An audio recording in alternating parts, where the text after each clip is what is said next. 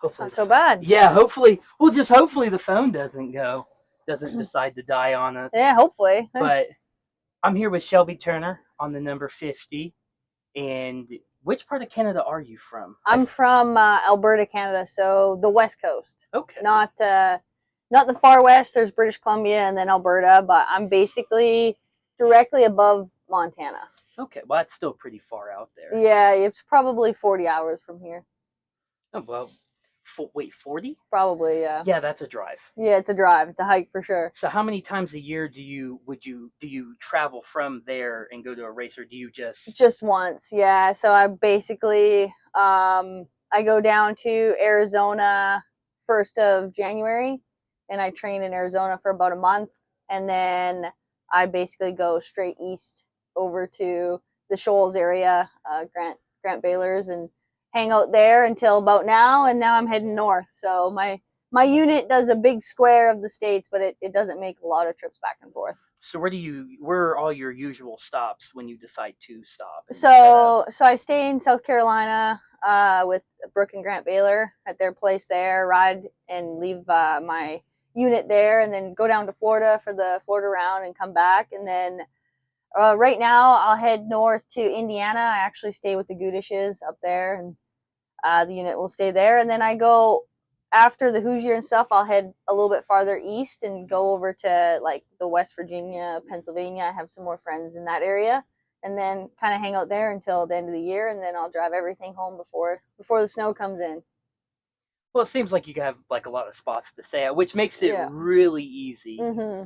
Because I know with me traveling, so I travel by myself. I am I have a little car, but I had to makeshift Mm-hmm. a hitch for my car to haul my bike around. So I'm Yeah. always traveling by myself, and it's like, oh, who am I going to hang out with this weekend? But Yeah. it's nice that everywhere you make an initial stop for a handful of races, you have no worries. You're just, oh, I'm gonna go back to their place, and you're just good for the year. So Yeah. um, I there's a lot of people who don't know anything about enduro cross. Even I didn't know that was even a thing until a couple of years ago. Yeah. So how long have you been doing that, or are you still doing it now? Or Yeah. I've been doing enduro cross since 2012. I've been racing it. The first time we ever heard of it, seen anything about it, was in 2007. And my dad ended up building a track at our house up in Canada.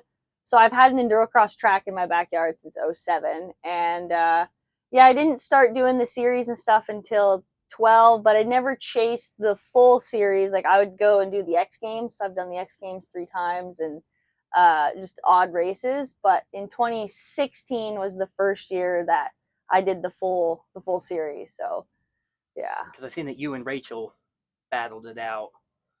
Um, with along with that, I seen another series that you were 7-time West.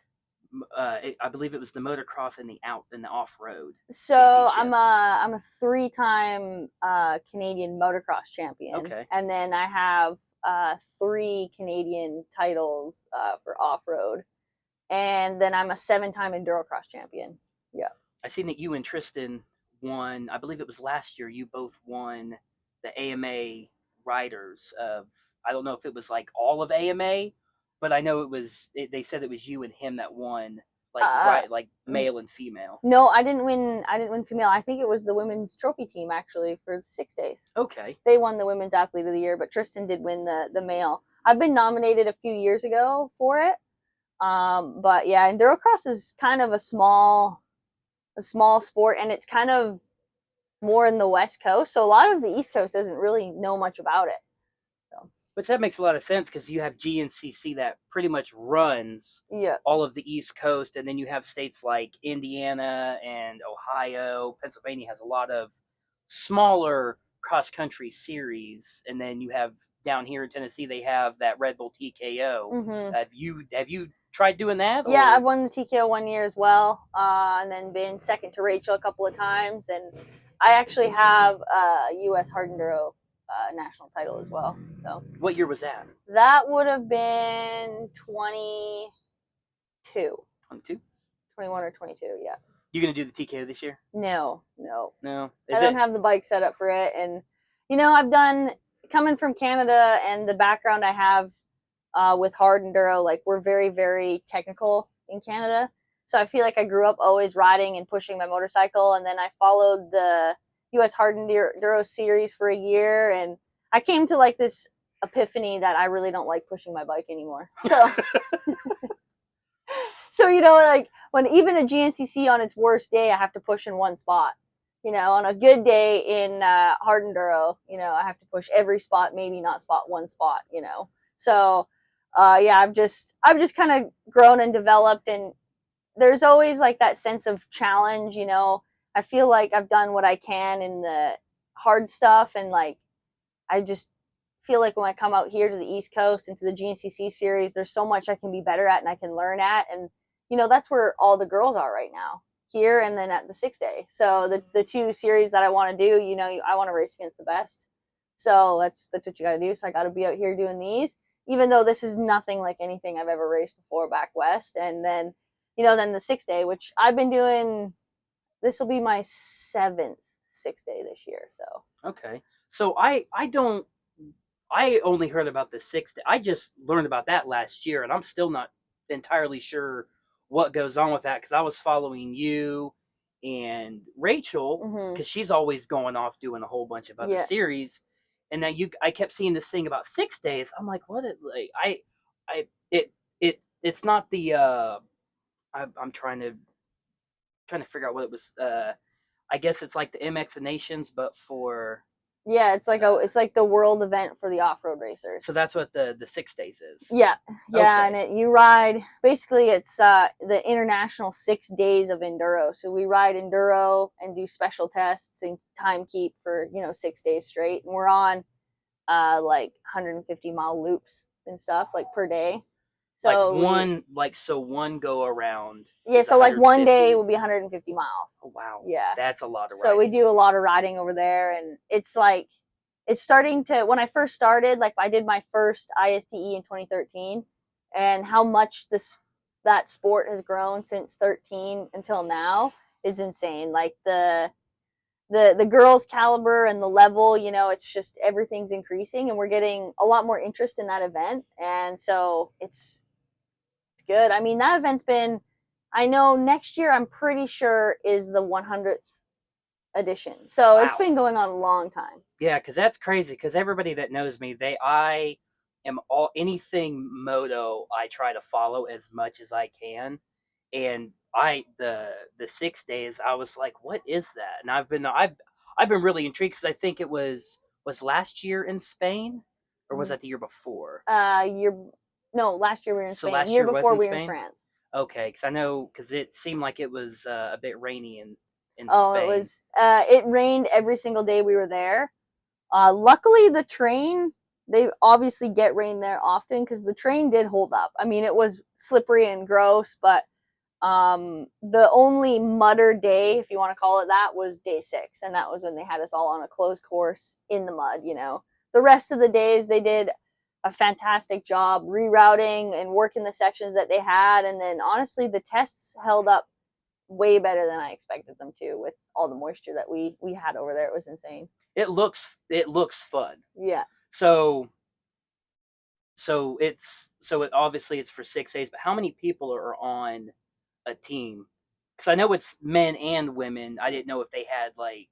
Yeah, so for the World Trophy team, which would be your like elite guys, it's a 4-man team, and every guy has to finish. And then for your juniors, which is everybody under the age of 23, so all your men under the age of 23, they're considered your junior trophy riders. They have 3 on a team. Okay. And then the women have 3 as well. So, and everyone needs to finish on your team, otherwise you get penalties for I think they get like 3-hour penalties, which is insane. It's a lot of time. That's a lot. Yeah, and it's very much geared up towards being like a team event. So everything's scored as a team. It's pretty hard to find like your actual individual rankings, but they're out there too. And the way they do the medal count, if you finish the event, like if you make it through without going out or hitting the time limit, it's a bronze medal. So if you finish the 6-day, you're automatically awarded a bronze medal. if you're within 20, I think it's 20, it's either 20% or 25% of the leader of your class, you get a silver medal. And then if you're within a 10% of the leader of your class, you get gold medal. Okay. So yeah, that's how the medal count works. So with the women's class, do they run? So how do they how do they run? Like, how does that event run? Like, do they do the elites first, or who do they usually run? Yeah, so your first row, like numbers, so it'd be like your first minutes leaving, are your top males. And then after the world trophy and junior trophy, then the women's trophy go. So we're all riding together, but all the women are in the same like 10 minutes. Oh, okay. So yeah, where the men are in the first, how many ever there are of them, right? Okay. And there's three people to a minute, and then you leave every minute. Okay. And then the club riders all start. I think there's a 5-minute handicap behind the last women row, and when the club guys start. So who's the club? Is that the? So the club is like everyone who goes in the event but isn't on the world team. So you can just sign up to ride the event with like 3 buddies and ride for. Oh, so anybody can do this. Well, yes. America, the way you guys run it, you still have to qualify to be on a club team because they only take 30 guys. Okay. So that's what all the ISE qualifiers are that they run around here, is so that they can qualify for the 6 day to ride on a club team. And then in Canada, it's literally anybody who wants to sign up. Yeah. I mean, it looks fun, mm-hmm. And I'm nowhere close to your guys' level. Yeah. And it's like, that looked really fun, and Durocross looks really fun, and yeah. I know for a fact that would be a bad day at the office for me. Yeah. I'd have a blast doing it, but it looks tough. And then same with the TKO. I was talking to Ashburn, because he's like 15, 20 minutes down the road from here. Yeah. And he does the TKO every year, and he was like, oh yeah, you should try it. Yeah, I've seen the footage. TKO can get pretty nasty too. Yeah, there's a lot of hard races, and the U.S. Hard Enduro is doing a really good job of bringing those events to life over here, and they're starting to get a good following. It's just tough for me with like a little more of a privateer setup. Like when I come out east, I can base in the south, I can base in the north, and I don't have to travel too much in between. That series runs back and forth a ton. Okay. So it's just a lot of traveling. So with you doing all these other different series here, is there any, I wouldn't say not specifically like one series or another, but do you have kind of a preferred style, like series? Right now, my favorite series is probably the National Enduro. As far as the riding goes, and like just I find like what you get for your money, I find National Enduro is probably some of the funnest single track dirt bike trails I've ever rode. And those are the sprint enduros? No, National Enduros. Okay. Yeah. So I know that. So I've heard of the National, but then I've heard of I guess they're sprint enduros, which is there's sprint enduros too, which you run 2 courses, and then you take your test time from course A and then course B, and then you run those for those 2 tests essentially back and forth. The enduro, you go out and no one gets to pre-ride the course, and you go out and you ride 6 different tests throughout the day. Okay. So you can't bike it? No. Oh. No. There's no seeing. Wow. No one knows. It's all blind. It's all single track. And you start on your row, and you go to the first check, and you wait for your minute to come up. When your minute comes up, you just sprint as fast as you can, kind of blind through. And it's anywhere between the minimum standard is like 3.5 miles, but they can be up to, like, I've done 10 mile, like quite a few different 10-mile loops. So they get really long. Yeah, because with you saying it was like 3, I'm like, that's pretty. It's pretty. It seems pretty short, but no, they've had in the past. I think I've only done a handful of 3.5 minute sections. Most of them are anywhere between 5 to 10 miles, and that's pretty long time. And there's only 4 people on your minute, or actually there can be more, but you're divided in minutes. It's not a mass start, so you go out on your minute, and then so it's kind of nice because there's only ever a couple people that would catch us. for me that I'd have to pull over for and let by. The rest of the time, you're just sprinting the woods. You're just going. Yeah, it's fun though because it's like single track, and a lot of times it's flowy and good trails. Some of the, like I said, some of the best trails I've rode are national enduros. So where do they usually do the national enduros? They're everywhere. Gosh, there's one in Oklahoma. We were just down in Louisiana. They have one in Alabama. I'm going for a run, so if you don't hear from me, I'm going to go that way. Okay. So, got to get their exercise in somehow. Yeah. So they're all over the U.S. So they don't just. Well, they're kind of more mid to East Coast. Okay. They don't necessarily go out to the West anymore, but yeah, like there's Oklahoma and West, and then they have Alabama, Louisiana. There's South Carolina. We have one in Indiana. So where's that one at? Couldn't tell you. I haven't been to that one yet. Oh. Yeah. See, I think it's close to Crawfordsville because I know it's the same weekend as the Denations. So we're riding on Saturday, and then a lot of us are going to go watch the Denations on Sunday. Okay. Yeah. Where is oh, you're talking about Nate the Motocross Denations. Yeah, that's in Crawford. That's in Crawfordsville this year. Yeah. Yeah, that's going to be insane. Mm-hmm. I live in Crawfordsville, and I have to go across town to get to work. And I've already told my job, I was like, hey, I'm not going to be here for the first week of October. They're like, why the race is on the other side of town? I'm like, I don't think you guys realize how big of an event this is. They're like, it can't be worse than Ironman. It's about the same, yeah. It's you have so many more. I think it's going to be 10 times as worse. Yeah. Because you have all these different countries. You've got all the different. You got 3 riders per country. Then you have their managers and the mechanics, friends and family flying out, and it's it'll be busy. All the hotels are already booked. Mm-hmm. As soon as they announced that Nations was in Crawfordsville, every hotel was booked in the first 24 hours. There's nothing. Yeah, that's good though. It's good for the area for sure. Yeah, because everybody loves. Can't say everybody, because people that I work with and people that live in Crawfordsville that don't really care for the sport, they're like, oh, every time Ironman comes, I gotta leave for work, and I gotta go around all these detours, blah blah blah. I'm like, it's really not that bad. Yeah. I was like, you guys are gonna hate Nations. I would just stay home. I wouldn't even attempt to leave. Yeah, I live like 5 minutes from the course, and everybody's just like, oh, you gonna camp out for Ironman in the Hoosier? No, I'm gonna sleep in my own bed. Mm-hmm. And then Nations, I've got friends coming from Jersey. I was like, hey, I might camp out with you guys. Yeah. So, because that's a huge event, and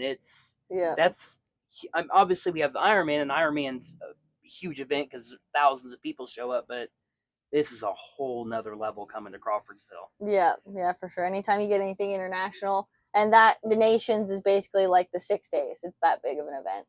Thousands of people coming in, and yeah, it's gonna be different vibe. Yeah, I wanted to go. Some things happened to where I couldn't go in 22, and I was gonna take my ex-girlfriend's son, and him and I was gonna take him because I never got a chance to take him to a race, and I was like, okay, we're going to Nations. Mm-hmm. It's 2.5 hours away from the house. We're gonna go. Ended up not being able to go, and I looked up all the video, just the videos of everything throughout that whole week, and I'm like, man, that would have been a blast. And now that it's here in Crawfordsville, lucky you got another chance to go. Oh yeah, now that it's in Crawfordsville, it's because that's something I've always wanted to check off. And you've been everywhere. Have you been to a Nations? I've never been to a Nation, so that I'll get to watch that. So that'll be cool. But yeah, I've pretty much done all the things I wanted to do on 2 wheels. I've been in the sport a long time. I've been women's professional racer since I was 14. So I've been doing it a long time, but happy to finally be able to be out here on the East Coast and do this because it was on the bucket list to do. I still want to do an enduro GP one day. I think that would be cool, but I don't really think I want to do like a full series, more or less just like. So where did they do those at? Those are in Europe. Okay. Yeah, it's like a 2-day, 6-day basically. Oh, okay. That's where Gudish is right now. Oh, that's probably why she told me she doesn't know where she's gonna be at. Yeah. Have you ever been to just a normal MXGP? Mm-mm. Okay, that's something else on my bucket list is go to an MX. I don't care which one it is.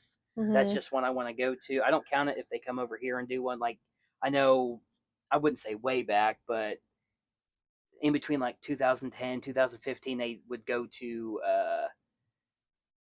it's the one in California that Glen Helen. Yeah. They've done it at Glen Helen, and it's like, oh, MXGP of USA, and I'm like, I don't really count that as an MXGP. I want the full like European. Yes, I want that full experience because I watch the highlights every time they run. Because I don't know, I'm trying to figure out how to watch it live, but when they're live, it's like I'm either asleep or I'm in the middle of work, and it's like I can't really watch it. So I watch all the highlights, and it's just that's one thing I really want to go. I really want to go see. And now that Nations is going to be in Crawfordsville, that's one thing checked off my bucket list because I've been to numerous pro nationals. I've been to handfuls of GNCCs. I've been going to GNCC since I was a kid because my dad, we lived in Crawfordsville, and every Ironman we were always there. And Nations is one that I've always wanted to go to, in an MXGP. And I don't know how many times the 6 days will be here in America, but the next time they're here, I'd like to go to that too, or even if I have to go overseas, I think that'd still be something pretty cool to witness. Yeah, the 6 days is cool, and hopefully they have one over here. That'd be nice for all of us to have a little more access to motorcycles and our normal stuff, because every time we go over there, you're either shipping or renting. So yeah, they're 2022 Nations, when it was up in at Redbud. There's a place in Lafayette called Spikes KTM, and they have KTM's Huskies and Gas, and they had a bike rented from them from, I want to say, I'm trying to think of the country. The flag is yellow and blue. Like Sweden? Sweden. That's it. I'm glad you said that because I want to say Switzerland, but their flag's just a big plus sign. Yeah. So they had one of their bikes, and I went up there maybe 3-4 months later, going up there just to go look around, and they had that bike in there, and I'm like, where'd you guys get that? And they're like, oh yeah, they rented it from us. And I think that would be pretty cool for us to have one, to where that gives us an opportunity to not have to ship, because when you're over in Europe, you live in Europe, you can just drive everything. Everything's just really close. Yeah, like it's like, yeah, you have all these different countries, but you can drive 8 to 12 hours and be like, oh yeah, we're here, but have everything already set up, ready to go. But with flying from either here or Canada, you have to take like at least, I heard it takes at least a month to get everything loaded up and shipped over there, and then it takes forever just for it to get there. Oh yeah, it's a process, definitely, shipping. I just feel like it'd be a little more fair for, not every other year, but every once in a while, bring it over here, because I mean they finally started bringing back Nations, because Nations again was over here just 3 years ago. Yeah. And usually it's a massive gap on when they do run over here. So I feel like that should be an event that should be over here more often. Yeah, it hasn't been here since everyone went to Oklahoma years ago. So that was, I think like 94, they said. Okay, so I was born. Yeah. So yeah, that's a long time ago. So I wonder why they just haven't brought it back. It has to do with you have to ride on roads, and the access to the land, and it's really big, and like there's a lot involved, a lot of roads, a lot of, you have to be licensed, insured to ride bikes on the road, which is where it gets really tricky here, right? Because in Europe, it's like mopeds and stuff are allowed on the highways. So I think, as far as I know, that's kind of the tricky. And then you have to have a spot that has enough land, which is also very hard. Not to park. It's literally for the race. Because right, I said it's 150-mile loop, and you do like 3 different loops, right? So you gotta have like thousands of acres. You need a lot of space and a lot of place to run it. So it's tough finding a good spot, and then it's tough getting meeting the criteria that the FIM wants you to meet. So okay, that's why we haven't had one in Canada too. And it's pretty expensive for the countries, like AMA would have to bring it in with the FIM, and it's pretty expensive. Like Canada is CMA is so small that we couldn't afford to bring in a 6-day. Oh, okay. Yeah. Yeah, you guys had, I've seen a lot of videos of just like not just from because I know Tristan he obviously he does all the hard enduro, but I've seen just random people that go out and ride, and it's like you guys have so much just openness and just mountains and woods, and it's like how come you guys don't host anything like that massive? Yeah, Canada literally can't afford it. That's crazy. It's great. It's expensive for them to come over, for FIM to bring everything over, to get the tents, you have to have the accommodations, you have to have all their stages, you have to have the delegates, the FIM people, like everyone to come in, and then you have to have like so many volunteers, right? Because you have to run all the stages and the tech inspections, and yeah, it's a big deal. Like you have to go over there because once you go over there, it makes so much more sense.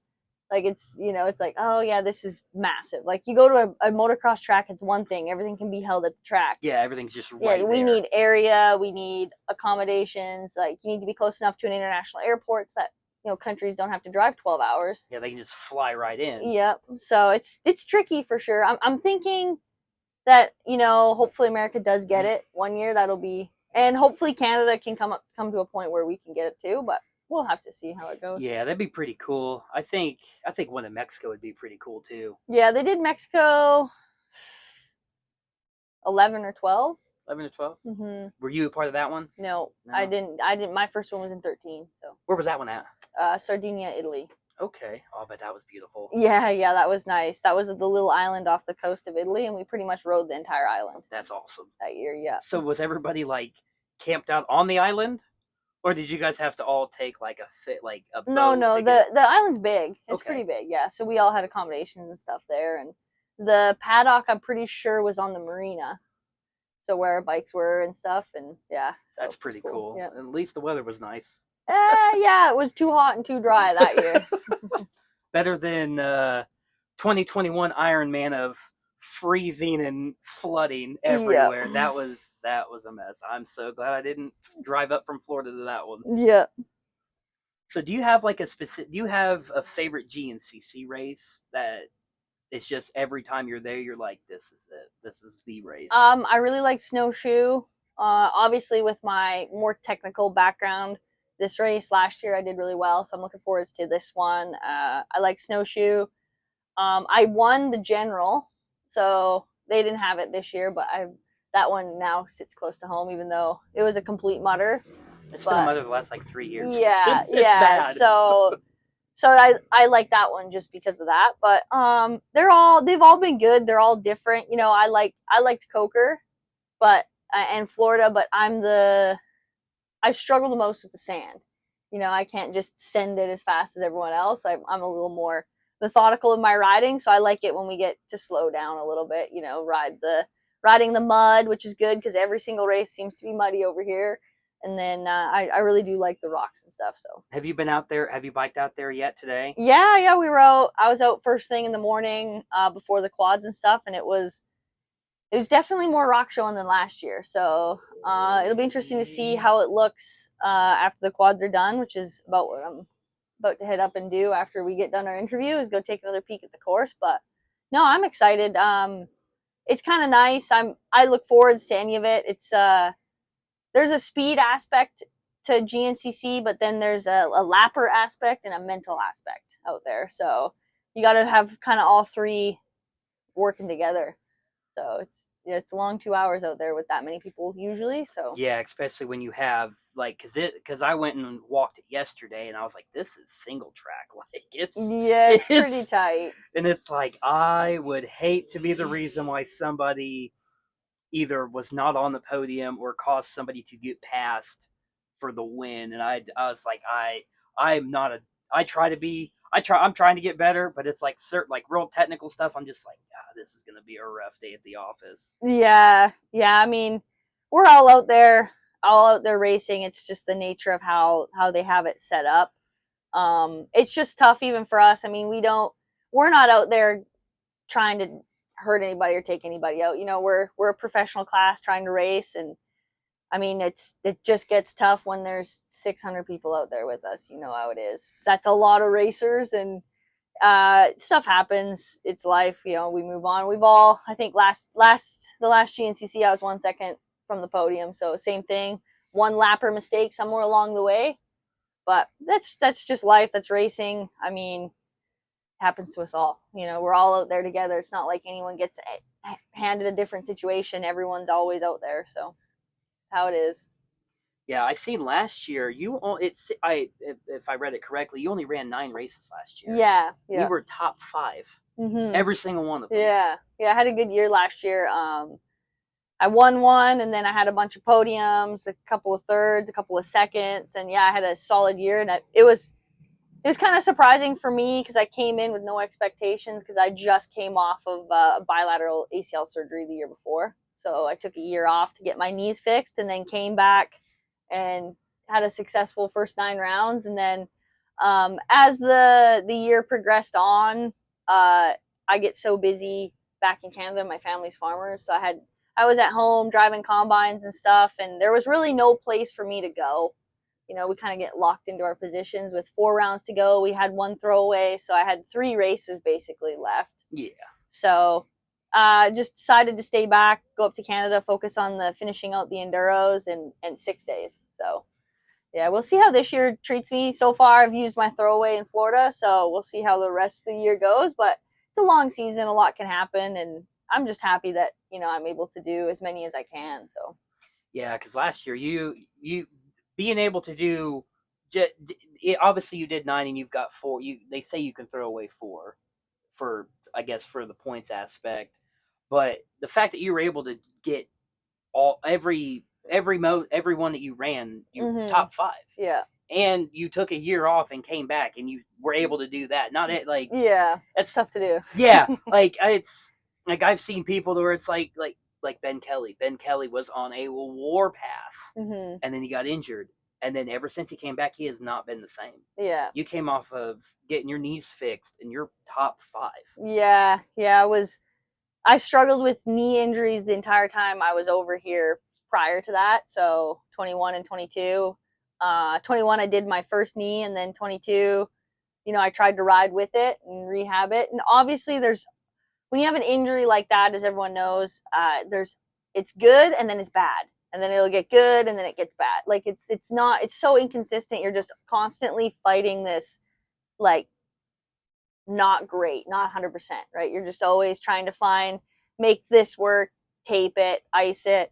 And then I did my left one in Endurocross, actually. So then I did both of them, and I rode the first 4 rounds of 2023 with no ACLs, and that was some of the hardest things I've ever done. Like, my knees were so unstable that, you know, stepping on extension cords wrong was bad. Ooh. Like, I was like, had to watch where I walked everywhere. Riding seemed to be when they were the most stable and felt the best, because I had my braces on. I was KT taping them so tight, and then I was even using like some duct tape to hold everything in so that they wouldn't, like, because I really hated the feel of the instability. So I had to make a decision that year, like, you know, no one wants to sit out, but so they wanted to do, the surgeon up in Canada where I had it done, they wanted to do one and then 3 months later do the other one. And I was like, if I have to do this twice, let's just do it once and be extra bad. And then when I'm through it, I'll be smiling. It'll be in the past. So that's what I ended up doing. He did end up doing both at the exact same time. So he went in, did my right, did my left. Basically, I just had meniscus repaired and then my ACL.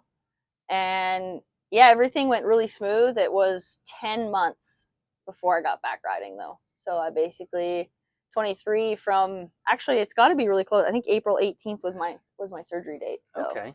April 18th to the 1st of January. It was a long. I'm not going to say it was fun or it was good or it didn't hurt, because it was some of the worst pain I've ever had. Like, I've done some injuries and that topped it. That was brutal. The post-surgery? Oh yeah. Knee is not fun. And then having 2 was just like, luckily I never was in a wheelchair, and I never had like any braces or anything, because I think I had 2 and I was moving so slow that they weren't worried about me pushing it too hard. Yeah. So, but yeah, that injury was nasty for sure.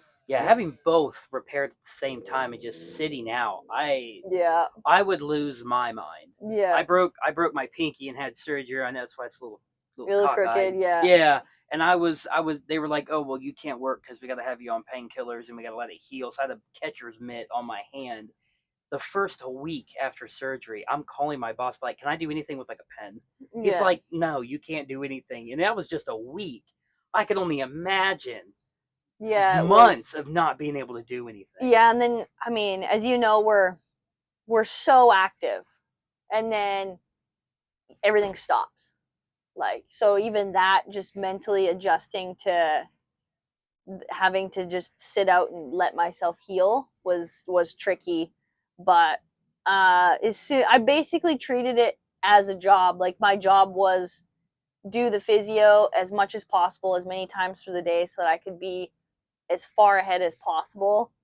And so I did physio 3 times a day, and like, the stuff's so simple, but when you're not moving and everything's fresh, and oh my, it was so real painful. sensitive, real tender. So I did as much as I could, and then when I finally got kind of moving again pretty good, which is about the 3 month mark, I started feeling pretty good. I hired a fitness trainer, and my whole goal was like, if I'm coming back, I'm going to be bigger, badder, stronger, right? Like, I just want to be like, if I'm going to be off the bike this long, I want to build up as much muscle as possible. Yeah. So that's basically what I did. I had to like learn this whole other side of, eating, your carb intake, your protein intake, like muscle, like how to build muscle. Cause we're all about, you cycle a lot, you do all this stuff. Well, nothing is really building muscle. We're always maintaining what we have. So yeah, I had a goal that I was wanted to be like 20 pounds heavier starting the year, and I was. So I went from 130 to 150, and I've never felt better, honestly. Like, even, I ride a 350, which most people ride the 250. Yeah. Most women especially, and so I'm on a bigger bike, but I feel like, I've took a lot of time in order to be able to handle the 350. So I'm definitely happy with where I'm at, and then just how much better I feel now being that much stronger. And I really took a lot of time to work on my leg strength and weak areas, and now I'm like 100% physio believer. People come to me like, how'd you do it? I'm like, oh, you just have to do your physio. Like, a lot of people do it once a day, and I'm like, I was doing it constantly, as much as possible, everything I could, just to get moving again. Because simple things like walking or people running, I'd be like, gosh, that guy can run, that must be nice. Yeah. Like, as I'm like walking like with so slow, you get your walker and you're like, oh man, must be nice. Like, I will never complain again if I can just walk like that guy, or whatever. So, well, some people, they get injured, like a lot of these supercross and motocross guys, they get injured, and it's like, oh yeah, I'll be out for like, mostly it's like, oh, I'm gonna be out for about 6 months, and then it's like a month and a half later, they're like, oh yeah, I'm already back on the bike. It's like, what are you doing? Yeah. Like, some of them get injured and they don't want to take the time, and then they just keep getting injured, and it's just a repeating, just a revolving door, and it's like, I don't know why you guys don't take the time, like, and it's these factory guys, and it's like, you guys have nothing to worry about. Like, take the time to heal up and get better. Like, I broke my kneecap, split it in half in 2022 at the Ironman, and I was wanting to get on the bike and ride so bad. And it was like 2 weeks later, I was starting to bend my knee just a little bit, and I was like, yeah, I think I'm gonna go out there and try to ride. And as soon as I went to throw my leg over, like, it was just a sharp pain. I was like, I have got to stop. Yeah. So I had somebody come over and somewhat take apart the bike to where I couldn't try to get on the bike, because I'm very impatient and I want to ride all the time. Well, all of us are that way. Oh man, like, people that know me and people I work with, they really do not understand it. Like, they're like, yeah, you watch it and you go to these races. I'm like, no, I don't. I'm there. Like, even when I'm watching like Supercross, I was watching the heat races, which it's probably already over by now, but I'll just rewatch it. Yeah, I think it started at 3. Started at 2. Oh, 2. Yeah. When these guys were running, I'm just like, oh, well, I guess I'm gonna try to watch this and get videos at the same time. But like, I eat, sleep, and breathe this sport. There's no other sport like it, and like all these people that know me, and they're just like, oh, it's just riding dirt bikes. It's not. It really isn't. And I bowl competitively. I'm not very good, but I do it, and it's like a bad day at the track is way better than a good day at bowling. Yeah, like I blew my bike up in Florida, and I'm just like, I walked away from it because I had some pretty bad crashes where I'm just like, I don't know how I'm moving, but I'm just gonna keep going. And it's just like I bowled like this last Thursday. I did not do very good at all. I was cussing and not having a good time. And they're like, treat it like it's riding dirt bikes. It's nowhere close to the same. Like I tell everybody, anything that involves dirt bikes, it instantly puts me in a better mood. Like in the off season when there's nothing going on, it gets long. I'm just sitting there, just like, okay, what am I gonna watch on TV? What am I gonna go out and do? It's like I don't want to do nothing. I just want to be. I just want to be involved with dirt bikes. Like that's just all I want. And people don't understand like what this sport means to us. Yeah. Because some of us, like me personally, dirt bikes and four-wheelers that's the one thing that keeps me in my happy place. Like I know a lot of people who like, oh yeah, I'm gonna go drink and have a good time and ride my side by side. You look at a side by side wrong and it's broken, and then they're breaking their stuff every weekend, and then they're crying about it. And I'm just like, dude, that's what happens when you ride side by sides. It's like I ride dirt bikes. Yeah, if I break some, it's a lot easier, but I'm still having a good time. And it's always been my coping mechanism of if something bad happens in my life or like it's just I'm real stressed out and it's like that's right, I have a bike to go ride. I go as soon as I get the bike loaded, I'm instantly in a better mood. And then it just heightens it as soon as you jump on the bike. And then just some people are like, oh, you're just riding it just to ride. No, I'm doing it because that's okay. Yeah. Well, yeah, there's nothing wrong with riding it just to ride too. Right. Like there's plenty of people out there. Yeah, like I just met a kid earlier today that where I'm just like, do you race? He's like, no, but he's like, I'm riding every day. Which is awesome because it's like I wish I could do that, but I live in the middle of town, so I kind of can't. Yeah. But it's just the fact of like whether you just ride just to ride or you are like yourself at the professional level. I am what you would call a semi-amateur amateur. I'm not quite at that amateur level yet, but I try to ride at a way higher level than what I'm at, which is what gets me in trouble. Yeah, that gets everybody in trouble. Yeah, and it's just like I know a lot of people who ride just to ride, that is 110% okay. And because if you're having fun on that bike, that's all that matters.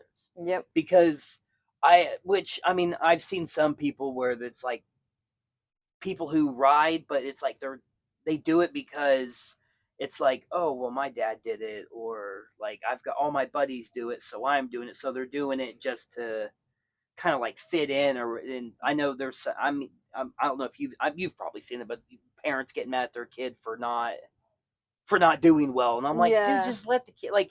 Yeah, that is what that's what makes people like in Florida for the youth race. This little kid, bless his heart, fell over in the woods, started crying. I'm like, kid, you're fine. He's like, I gotta do better. I'm like, take a deep breath, get the bike started, and just go. You are 110% okay. This is the first lap. Calm down. You're gonna be fine. Yeah. And then he got back up. And he got the bike started, and I thought he was going to go, so I let go, and he fell over again, and I felt so bad. Oh, no. And he started crying again. He goes, damn it! He's like 5 or 6. I'm trying not to laugh. I'm like, that was my fault. I picked him up. The bike was still going, and he was like, oh, I think I'm going to be okay. I was like, all right, go, and he took off, and then I passed him again, and then he went through again, and he just went on his merry way. He was just fine. Yeah, and it's like, man, like, I wish I could be that kid. Because when I crash, I get a little emotional too, and I'm just like, no. And then I blew my bike up, and it was like, I laughed about it because I'm like, I should be very upset. Like, I don't know how you felt when you blew, because I mean, that was a hard one for me. That was my first in my career. Ever blowing a bike up in a race? Yeah. Wow. Have you ever? Well, I mean, I think I've only ever. Knock on wood. I mean, that's the first bike I've ever blown up in DNF due to my own personal error. Like, I've had a good run, so I guess I was due, but I was not happy about it. I was very upset, and then just sitting back and watching it, and like, I didn't even get to enjoy any part of that race, so I was pretty bummed. But I mean, it happens. It's once we all make mistakes. I made a mistake that day, and have to live with it. But I at the end of the day, I was healthy. I showed up to the next round just fine. Like, we're still going, so it wasn't the worst day. But I mean, man, when that happens. It happens to all of us, right? It's just the nature of the sport. You try and get to a point where you minimize that at all costs, right? So you're changing all your stuff routinely so that your bike is guaranteed to make it. So, but sometimes it is what it is. Yeah, I mean, I don't remember. I'm trying to remember which round it was. I want to say it was here. It was either here or it was at the round after this one. But Craig DeLong's bike caught fire. Yes. Like I'm trying to remember what year. I can't remember where that was, but I do remember that. But yeah, because I was watching it from home, and they're like, "Oh, Craig DeLong had a really bad accident," and I'm like, "Oh, hopefully he's okay." And they're like, "Oh yeah, he's good." Then they showed the bike, and I was like, "Oh, it's on shit. fire!" Oh my